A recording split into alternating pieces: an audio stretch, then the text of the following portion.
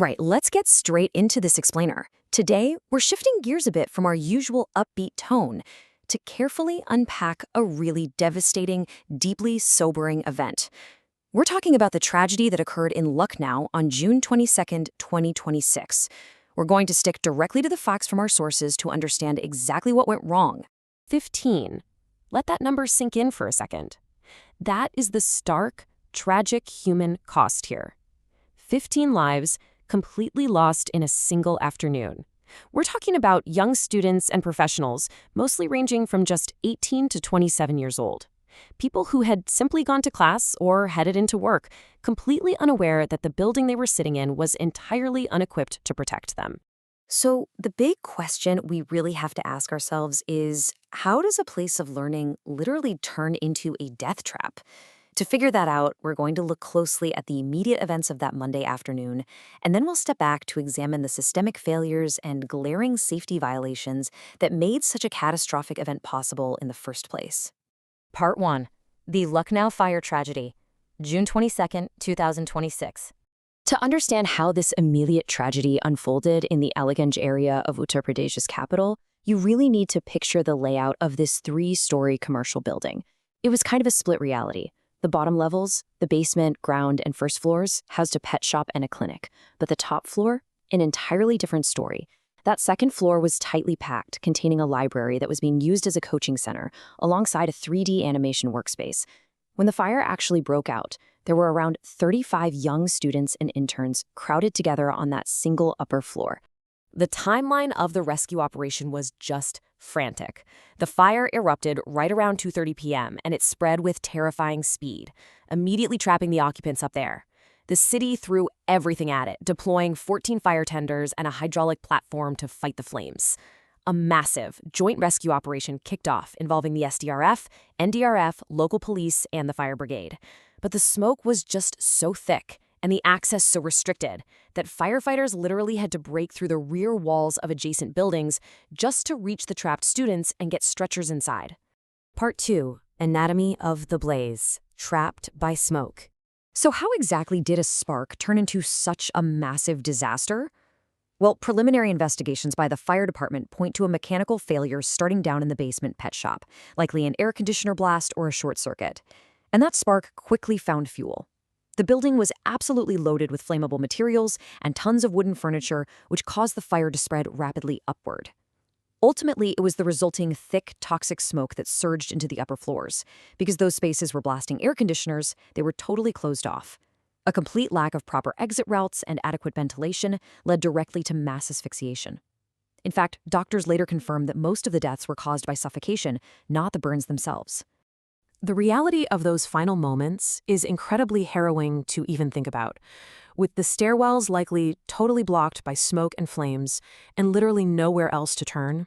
Panicked students actually locked themselves inside the washrooms in a desperate bid to escape the smoke. Others felt they had no choice but to jump. Reports confirm at least one student leaped from the first floor, landing on an iron grill below and sustaining severe back injuries. Part 3. A history of ignored warnings, systemic failures in the capital. You know, the worst part is this tragedy did not happen in a vacuum. It was a ticking time bomb. The warning signs had been flashing red for years. Think back to 2016. A demolition notice was actually issued over illegal construction on this exact building, though mysteriously it was revoked just months later. Then, jump forward to November 2024. The fire department runs a safety audit drive specifically targeting coaching centers, and they find rampant violations, classes running in basements with absolutely zero ventilation. By December of that year, the chief fire officer officially recommended canceling the licenses for 17 major coaching institutes. Yet, despite all these glaring red flags, business just continued as usual right up until that fatal afternoon in June 2026. Just listen to this quote from Chief Fire Officer Mangesh Kumar. He said this over a year before the disaster, and it really tells you everything you need to know about the culture of negligence here. Coaching center operators were routinely ignoring show-cause notices. They'd be given 30 to 45 days to fix their fire safety arrangements, and when they didn't, more notices were sent. The operators simply didn't reply, leaving their students incredibly vulnerable in closed, totally unventilated spaces. Part 4. The government crackdown, swift accountability. In the immediate aftermath, the government response was swift. Chief Minister Yogi Adityanath actually canceled his engagements in Aligarh to rush back to Lucknow, personally supervising the operations and visiting the injured at the trauma center. Significant financial assistance was rolled out, 5 lakh rupee for the families of the deceased from the state, plus an additional 2 lakh rupee from Prime Minister Modi's relief fund.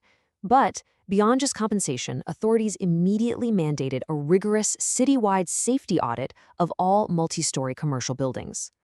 And accountability came down fast.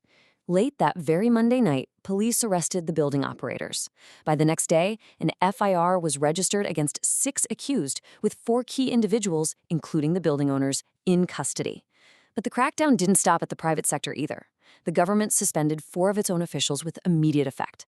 They specifically targeted an executive engineer, a fire station safety officer, and 2 engineers from the Lucknow Development Authority for their direct negligence in allowing this building to operate.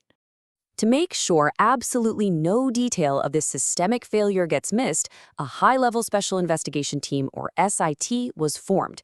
It's being led by 2 senior officials, Additional Chief Secretary Amrit of Vijat and Additional Director General Praveen Kumar.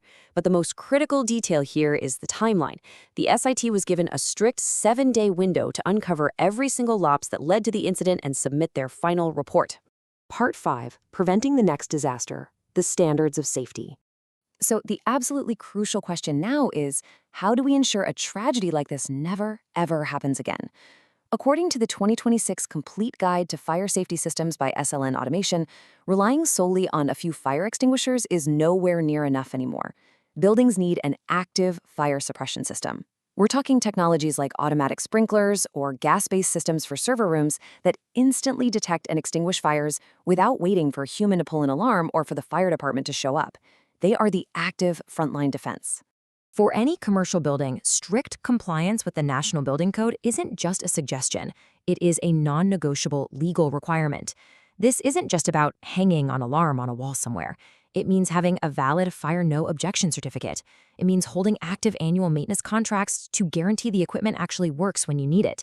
It requires functional smoke detectors to catch the smoldering way before the flames, and properly pressurized fire hydrants so firefighters can do their jobs safely. Skipping these steps, as we've tragically seen, carries a fatal cost. Which brings us to a really important, deeply personal takeaway. As you go about your week, whether you're dropping your kids off at a local coaching center, heading into an office, or just walking into a commercial complex, ask yourself, are these buildings actually compliant? Look up. Do you see smoke detectors? Notice the stairwells. Are they blocked with junk? We have to demand accountability and basic safety from the spaces we inhabit, way before the next tragedy strikes. Thank you so much for joining me for this explainer. Stay safe out there and stay informed.